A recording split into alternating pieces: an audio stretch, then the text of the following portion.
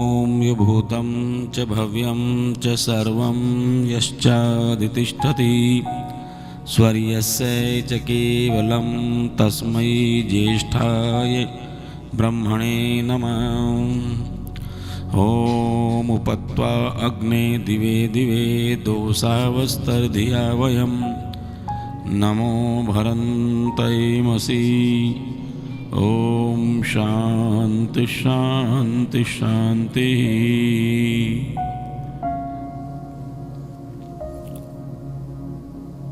आर्य जगत के सुविख्यात भजन उपदेशक, मधुर गायक, बहुत ही प्रिय श्रीमान सुमित जी आर्य, सम्मानित सभी विद्वान महानुभाव, उपस्थित समस्त आर्य भद्र पुरुषों, मातृशक्ति, नौजवान साथियों,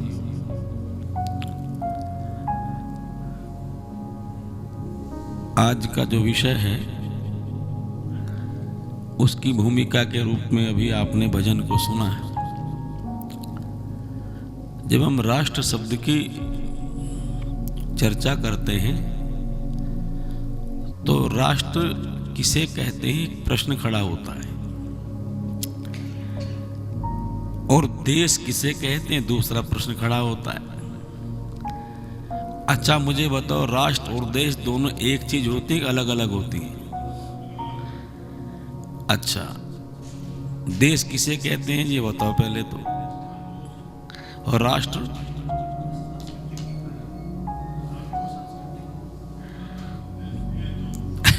चलो ठीक है, न भारत भी तो स्थान ही हुआ है?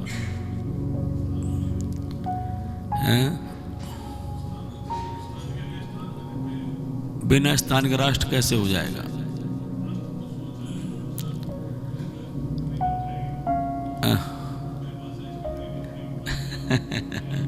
सुनो ध्यान से, देश कहते हैं स्थान को, भूमि के टुकड़े का नाम देश है, स्थान, और बिना देश के राष्ट्र नहीं बनता। पर कभी कभी एक देश में कई राष्ट्र होते हैं और कभी कभी कई देशों में एक राष्ट्र होता है। क्योंकि राष्ट्र केवल भूमि के स्थान का नाम नहीं है, राष्ट्र के लिए तीन चीजों को बताया गया है। भूमि पहली शर्त है, दूसरा भूमि पर रहने वाला मनुष्य, और तीसरा उसकी संस्कृति, सभ्यता। ये जब सब मिल जाते हैं तो राष्ट्र बन जाता है। तो जिस राष्ट्र में आप रहते हो, इस राष्ट्र का सबसे पहला नाम है आर्यावर्त। ये राष्ट्र है इसलिए राष्ट्र है कि इसमें भूमि भी है, भूमि पर रहने वाले मनुष्य भी हैं, और उनकी बोलो अपनी संस्कृति भी। अब ये राष्ट्र कितना पुराना है। जब हम प्रातःकाल यज्ञ करते हैं तो यज्ञ में जब बैठ करके संकल्प पाठ करते हैं तब कहते हैं कि 1,96,08,53,123 वर्ष सृष्टि को बने हो गए। और महजानंद पूना में प्रवचन करते हुए कह रहे हैं कि सबसे पहले मनुष्य की उत्पत्ति त्रिविष्टप तिब्बत में हुई, और तिब्बत में जब उत्पत्ति हुई मनुष्य की तो सबसे पहले मनुष्य वहीं पैदा हुए, और मनुष्य के जन्म के पश्चात, जो कि उससे पहले सब चीजें पैदा हो गई, उसकी सबसे बाद मनुष्य पैदा हुआ, सब जीव जंतु पैदा हुए, मनुष्य के रहने योग्य भूमि तैयार हो गई। तब परमात्मा ने मनुष्यों को वेद का ज्ञान दिया 4 ऋषियों के द्वारा। ये सब जानते हैं ना। उन 4 ऋषियों से सारे वेदों का ज्ञान जिस ऋषि ने प्राप्त किया उसका नाम था ब्रह्मा। इसलिए ब्रह्मा के 4 मुंह लगाए ब्रह्मा का चित्र बनाने वाले पौराणिक भाइयों ने भी। 4 मुंह किसी व्यक्ति के होते नहीं है। 4 मुंह का अर्थ है चारों वेदों के जानने वाला। और ब्रह्मा की जो दाढ़ी है, बाल है, वो सफेद बनाए हैं, क्योंकि ब्रह्मा कहते हैं बड़े को, और किसी को बड़ा दिखाना हो तो बड़े की निशानी होती है उसके सफेद बाल। ठीक है ना जी? कमर को जरा सीधे करके बैठो, पढ़ो नहीं इस पर। कुर्सियों को पढ़ने के लिए थोड़ी होती है, बैठो। सफेद बाल हमारे बड़ेपन के क्या होते हैं बोलो? परिचायक होते हैं। सफेद बाल हो गए, हम बड़े हो गए हैं, वृद्धावस्था आ गई है। अब हम वृद्ध होना नहीं चाहते तो बालों को काला कर लेते हैं। तो मुझे कोई ऐतराज थोड़ी है आप काले बाल करने पर कभी कभी बड़ी विचित्र स्थिति हो जाती है। एक परिवार में एक 70 वर्ष के बुजुर्ग अपने बाल काले कर रहे थे। तो उनका एक 7-8 साल का पोता था। अब पोते को पता नहीं क्या सूझी, पोते ने चौक उठा के बाल सफेद करने शुरू कर दिए अपने। अब दादा ने कहा, बेटा तू क्या कर रहा है? ये बोला, आप क्या कर रहे हो? बोले, मैं तो बाल काले कर रहा हूं। ये बोला, मैं बाल सफेद कर रहा हूं। बोले, तू बाल सफेद क्यों कर रहा है? तो बच्चे ऐसा उत्तर देते हैं। बोले, आप बाल काले क्यों कर रहे हैं? तो दादा बोला, मेरी तो मजबूरी है। जोर से बोल, मेरी तो। पोता बोला, मेरी भी मजबूरी है, मेरी भी मजबूरी है। दादा बोला, तेरी क्या मजबूरी है? बोले, घर में एक बड़े का रहना बड़ा जरूरी है।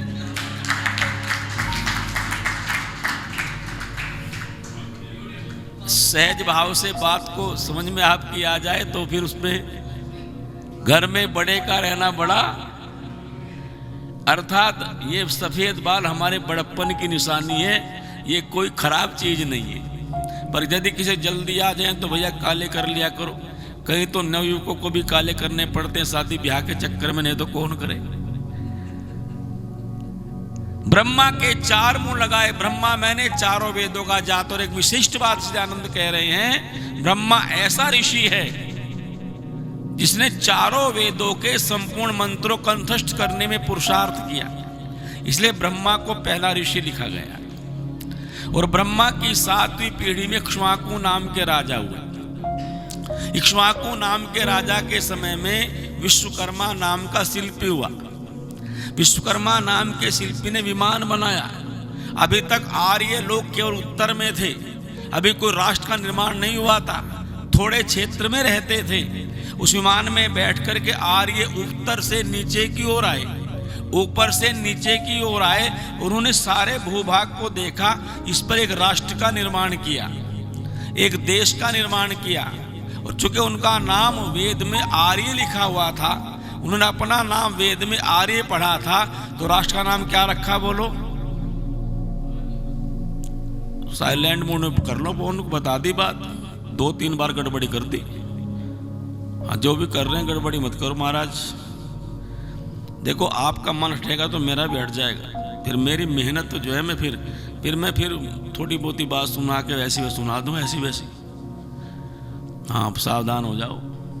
वो लिख रहे हैं, फिर उन लोगों ने वो आर्य जो थे पूर्वज हमारे, उन्होंने अपना नाम वेद में क्या पढ़ा था बोलो? आर्य। याद रखना, दुनिया में पैदा होने वाले सबसे पहले मनुष्य का नाम आर्य है। इसलिए दुनिया में जितने भी मत मजहब संप्रदायवादी हैं वो सब आर्यों की संतान है। सबके दादा बाबा आर्य ही हैं। इस बात से कौन इनकार कर सकता है? दुनिया का कोई मजहबी व्यक्ति इनकार नहीं कर सकता कि हमारे पूर्वज आर्य हैं। उन्होंने इस राष्ट्र को बसाया, और इस राष्ट्र को जब बसाया तो इसका नाम क्या रखा बोलो? आर्य। और सच्चिदानंद कह रहे हैं, आर्यवर्त से प्राचीन इस देश का कोई दूसरा नाम प्राप्त नहीं होता। और तीसरी बात और कह रही हैं कि दुनिया में आर्यवर्त से पुराना और कोई राष्ट्र नहीं। फिर क्या हुआ? तो ऋषि कह रहे हैं, फिर उन आर्य लोगों ने जिन्होंने आर्यवर्त राष्ट्र को बसाया, उनके पास विमान थे, साधन थे। जहां जहां पर भी धरती पर भूभाग था, वहां वहां पर राष्ट्र के बसाने का कार्य किया।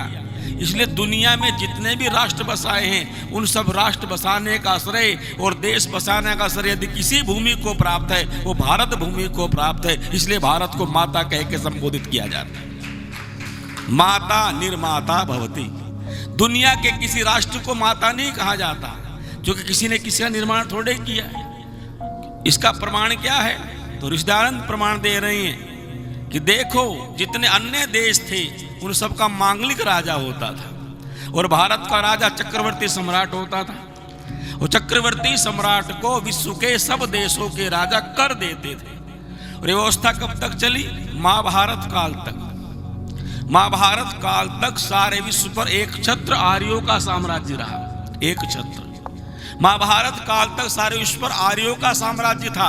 और महाभारत का युद्ध इस बात का साक्षी है कि सारे विश्व के लोग भारत में युद्ध लड़ने में आए थे। चीन का भगदत्त आया था, अमेरिका के लोग आए थे, ईरान के लोग आए थे, इराक के लोग आए थे, अफगानिस्तान के लोग आए, जिसे वर्तमान में अफगानिस्तान कहते हैं, जिसको अब गंधार कहा जाता है, गंधार कहा जाता था। और गंधार के होने से बोलो हमारी जो पूर्वज थी, बोलो जोर से, गंधार के होने से गंधारी कहलाती थी। माद्री ईरान की थी, जिसका भाई शल्य था। सारे विश्व के लोगों के हमारे साथ रिश्तेदारी थी। इससे सिद्ध होता है सारे विश्व में आर्य ही रहते थे और आर्यों का एक छत्र साम्राज्य सारे विश्व पर स्थापित था। और भारत का सम्राट सबका चक्रवर्ती सम्राट कहलाता था। इस इतिहास को कौन इनकार कर सकता है? इतना प्राचीन इतिहास दुनिया में किसी का नहीं जितना हमारा है। महाभारत काल तक कोई दूसरी संस्कृति नहीं दिखाई देती, कोई दूसरी पूजा पद्धति दिखाई नहीं देती, दूसरा कोई नाम दिखाई नहीं देता। सब अपने को क्या मानते थे? बोलो आर्य। आप जब रामायण को टीवी पर देखते थे तो आर्य शब्द का प्रयोग किया जाता है। आप जब महाभारत को टीवी पर देखते तो क्या कहा जाता है? बोलो आर्य कहा जाता है। और एक बड़ी विशेष बात यह है, ये तो है ही, उसके बाद के पुस्तकों में भी हमारा नाम क्या है? बोलो आर्य। लेकिन क्या हुआ कि जब किसी का उत्थान होता है, उन्नति होती है, तो उसके भीतर आलस और प्रमाद भी आता है। उसका परिणाम आया आर्यों में धीरे धीरे विद्या कम होने लगी, आलस और प्रमाद होने लगा, वेद विद्या को छोड़ते चले गए। और परिणाम आया कि हम आपस में लड़ करके अपनी शक्ति को कमजोर करने लगे। और धीरे धीरे धीरे धीरे सारा जो चक्रवर्ती साम्राज्य था वो छोटे छोटे जनपदों में विभक्त हो गया। और देखते देखते चाणक्य के काल तक, अर्थात ईसा मसीह से भी 326 वर्ष पहले, 350 वर्ष पहले तक जब चाणक्य का कालखंड आया तो भारत का जो साम्राज्य था वो सारा छिन्न भिन्न होता चला गया। और ये हमारा देश छोटे छोटे जनपदों में बढ़ता चला गया। जनपदों में आपस में झगड़े होने लगे। परिणाम क्या है कि दूसरे लोगों के आक्रमण होने लगे। और 326 ईस्वी पूर्व सिकंदर ने भारत पर आक्रमण कर दिया। सिकंदर यहाँ से हार करके चला गया। और गजब की बात ये, तब भी हमारा गौरव कितना बढ़ा हुआ था कि सिकंदर जब हार करके गया तो जंगल में जा रहा था, रास्ते में ही भीलों ने उसको घेर करके मार दिया। सिकंदर वापस अपने देश नहीं जा पाया। उसके सेनापति सेल्यूकस ने कुछ दिन बाद फिर भारत पर आक्रमण किया। उस समय यहाँ पर चंद्रगुप्त मौर्य का साम्राज्य था। और चाणक्य महाराज ने देश को इकट्ठा करने का, एक करने का, राष्ट्र को एक करने का काम किया था। अनेकों जनपद एकत्र कर लिए थे। इसलिए चाणक्य को महामती तो कहा ही जाता है, महामंत्री भी कहा जाता है। चाणक्य ने राष्ट्र को इकट्ठा करने का काम किया। उसने तक्षशिला से लगा करके मगध तक के सब राष्ट्रों को, जितने जनपदों में बटे हुए लोग थे, उन सब राजाओं को एकत्र किया और मगध के महानंद की सत्ता को समाप्त करते हुए चंद्रगुप्त मौर्य को शासक बना दिया। उस समय जब सेल्यूकस ने आक्रमण किया तो उसके आक्रमण का मुंहतोड़ जवाब दिया चंद्रगुप्त मौर्य ने और वो हार गया। और जीता हुआ जो सिकंदर का जीता हुआ क्षेत्र था, परले वाले जनपद, वो सारे जनपद भी वह वापस दे करके गया। और सबसे बड़ी बात यह भी हुई, उसने अपनी बेटी का विवाह भी चंद्रगुप्त मौर्य के साथ, जिसका नाम हेलन था। आप इस इतिहास को, जब अपने इतिहास को व्यक्ति भूल जाता है तो उसका गौरव, उसको समाप्त करने में कोई देर नहीं लगती। लेकिन धीरे धीरे आर्यों के पतन का काल था। धीरे धीरे वेद विद्या छूटती चली गई, नए नए मतांतर पैदा होते गए, राष्ट्र छिन्न भिन्न होता चला गया और हम गुलाम होते चले गए। दूसरों के आक्रमण होने प्रारंभ हो गए। आक्रमणों की इतनी श्रृंखला रही कि एक के बाद दूसरा, दूसरे के बाद तीसरा। और सबसे बड़ा घातक ये हो कि जब वेद का सिद्धांत छूटा तो जैन, बौद्ध आदि जितने मतांतर पैदा हुए तो ईश्वर के नाम पर भिन्न भिन्न प्रकार की मूर्तियों की पूजा होने लगी। मंदिरों में धन चढ़ाया जाने लगा। परिणाम, मंदिरों पर आक्रमण प्रारंभ हुए। और फिर मोहम्मद गजनवी ने सोमनाथ के मंदिर पर आक्रमण कर दिया। और याद रखना, इतिहास बताता है मोहम्मद गजनवी ने भारत पर 16 बार आक्रमण किया। उसके पोते मोहम्मद गोरी ने 2 बार आक्रमण किया। और आप इस इतिहास को अच्छी प्रकार से जानते हो कि आर्यों का कितना पतन रहा होगा। उस समय हमारे लोग लड़े तो बतेरी बहादुर से होंगे, पर अंधविश्वास कारण से सोमनाथ के मंदिर की संपत्ति को 900 ऊंटों पर लाद करके मोहम्मद गजनवी भारत की संपत्ति को लेकर के गजनी चला गया। और वो संपत्ति लेके गया, ये तो कोई बड़ी बात नहीं है, पर सबसे बड़ी बात है भारत की इज्जत को लेके गया, बेटियों को ले गए, महिलाओं को लेके गया। और वहाँ गजनी के दरबार में भारत की बेटियां 2-2 पैसे में बिकी, 2-2 रुपए में बिकी, और लिखा जाता था दुख तरे हिंदुस्तान 2 दिनार। पट्टी लगा दी गई। अब कैसी दुर्गति रही होगी। उसके बाद बहुत बार आक्रमण होता रहा, धीरे धीरे यहाँ मुगलों का शासन हो गया, उसके बाद अंग्रेजों का शासन हो गया, और सारा का सारा आर्य राष्ट्र लगभग 1000 वर्षों तक गुलाम रहा। लेकिन हम लोग इतिहास को पढ़ाने वाले लोगों ने स्वतंत्रता के बाद में कहा कि हम 200 साल तक गुलाम रहे। जब लोग 200 साल की चर्चा करते, तब मैं पूछता हूँ पहले क्या हम स्वतंत्र थे? अंग्रेजों से पहले किसका राज था? बोलो देश के ऊपर। क्या हम स्वतंत्र थे तब? उसको आपको क्यों भूल जाते हो? इतनी लंबी गुलामी हमने भोगी है। इस बीच में हमारे ग्रंथों का भी अपमान हुआ है, हमारे तो विश्वविद्यालय भी नष्ट हुए होंगे, हमारे गुरुकुल भी नष्ट हुए होंगे, हमारी पद्धतियाँ भी नष्ट हुई होंगी। और परिणाम ये आया, इतिहास जब थोड़ा सा भी पढ़ के देखते हैं, तक्षशिला नालंदा के बड़े विश्वविद्यालय समाप्त कर दिए गए। अलाउद्दीन खिलजी गया, उसको विद्या से क्या मतलब था? उसने आग लगाई नालंदा के विश्वविद्यालय के पुस्तकालय को।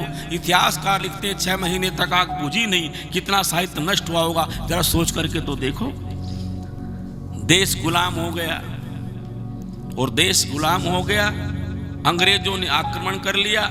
धीरे धीरे व्यापार के माध्यम से जब देश उनके हाथ में आ गया, मुगलों की सत्ता समाप्त हो गई, अंग्रेजों की सत्ता प्रारंभ हो गई।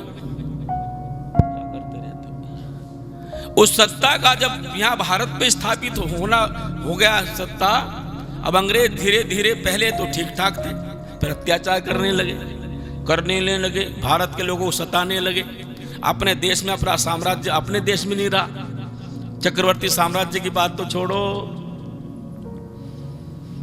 तब दयानंद सरस्वती जी महाराज का प्रादुर्भाव उस समय हुआ देश में, जब हम अंग्रेजों के गुलाम थे 1824 में। 1857 में स्वतंत्रता के लिए पहली लड़ाई लड़ी गई, जिसकी चर्चा कर रहे थे रानी लक्ष्मीबाई की, तात्या टोपे की, नानाजी की।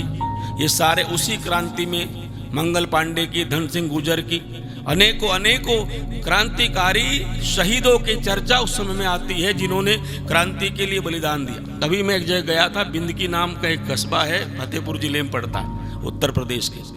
तो वहाँ एक इमली का पेड़ है, 52 इमली के नाम जाना जाता है।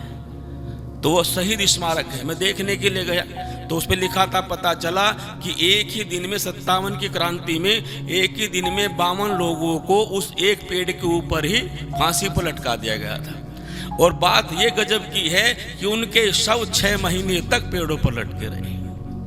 उन कंकालों को वहाँ के एक जबरदस्त व्यक्ति ने, जो क्रांतिकारी भी था, बागी भी था, उसने उनको रात को उतारा, जाकर के उन अस्थियों का फिर दाह संस्कार किया होगा। कैसे किया होगा, उस समय की घटना है। गांव के गांव उजाड़ दिए गए थे। गांव के गांव 57 क्रांति में हजारों नहीं लाखों लोग बलिदान हुए थे। लेकिन जब ये गीत गाते हैं देश के लोग, दे दी हमें आज़ादी, बिना खड़क बिना ढाल, साबरमती के संतों ने, इससे बड़ा झूठ बताओ कोई दुनिया में हो सकता है बंधुओं? लेकिन हम झूठ को ढोने में लगे हुए, ऐसे झूठ को ढोने में लगे हुए। जब क्रांति का इतिहास हम पढ़ते हैं, 57वीं क्रांति दबा दी गई, गदर कह करके उसको बंद कर दिया गया। और एक बात विशेष इतिहास की बता रहा हूं आपको, 1857 क्रांति के बाद भारत के लोग भी शांत बैठ गए। अब हम क्रांति करेंगे तो मारे जाएंगे, अब देश आज़ाद नहीं हो सकता, इससे बड़ी क्रांति नहीं हो सकती, इससे बड़ा बलिदान नहीं दिया जा सकता। और विक्टोरिया रानी ने एक फरमान जारी किया भारत के लोगों के नाम। उसमें लिखा उसने कि आज तक हमने भारत के लोगों से जो दुर्व्यवहार किया है, अब दोबारा नहीं करेंगे। अब भारत की जनता को हमसे डरने की आवश्यकता नहीं है।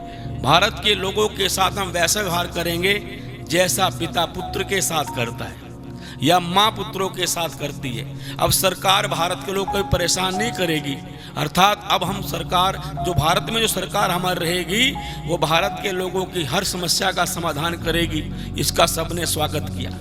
उस समय रजवाड़ों ने स्वागत किया। रानी विक्टोरिया की जयंती मनाई गई। ये इतिहास की लिखी पृष्ठ हैं, आप पढ़ सकते हैं। पर एक साधु उस समय विरजानंद कुटी में बैठा हुआ राष्ट्र के निर्माण में विरजानंद के विचारों को ग्रहण कर रहा था। क्रांति ठंडी हो चुकी थी। क्रांति करने का कोई साहस लोगों के भीतर नहीं रहा था, और लोगों के मन में एक बात आ गई थी, हमारे भाग्य में स्वतंत्रता है ही नहीं, हम लोग स्वतंत्र हो ही नहीं सकते, हमें तो हमारा दुर्भाग्य है कि हमें तो गुलामी रहना पड़ेगा।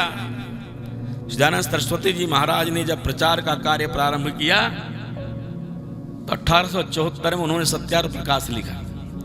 और देखो, सत्याग्रह प्रकाश को यदि आप ठीक से पढ़ेंगे, जानेंगे, तो सत्याग्रह प्रकाश पहला ऐसा ग्रंथ है, हिंदी का पहला ऐसा ग्रंथ है जिसके भीतर स्वाधीनता शब्द का प्रयोग किया गया है, जिसके भीतर कहा गया है कि विदेशी राजा, उन्हीं शब्दों को दयानंद लिख रहे हैं जो विक्टोरिया के शब्द हैं, विदेशी राजा कितना भी अच्छा क्यों ना हो, चाहे पिता के समान हमारा पालन करने वाला क्यों ना हो, फिर भी स्वदेशी राजा सर्वोपरि होता है। स्वदेशी राजा की वकालत करने वाला, देश के भीतर पुनः स्वतंत्रता के लिए प्राण फूंकने वाला एक ही व्यक्ति दिखाई देता है, उसका नाम दयानंद सरस्वती है।